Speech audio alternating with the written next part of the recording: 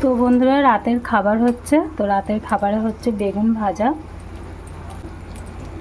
আর রুটি হয়ে গেছে।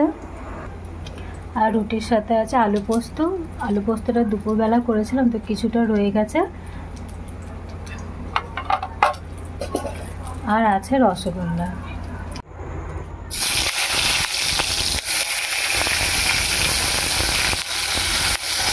তো কটা বেগুন ভাজা হয়ে গেল, আর এই কটা ভাজা হলে হয়ে যায়। বেগুনটা আজকে একটু বেশি ভাজছি, আর গরম রুটিতে গরম বেগুন ভাজা খেতে খুবই ভালো লাগে।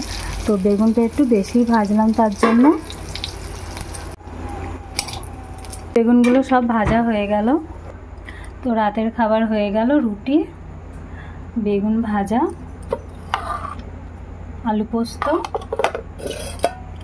আর রসগোল্লা।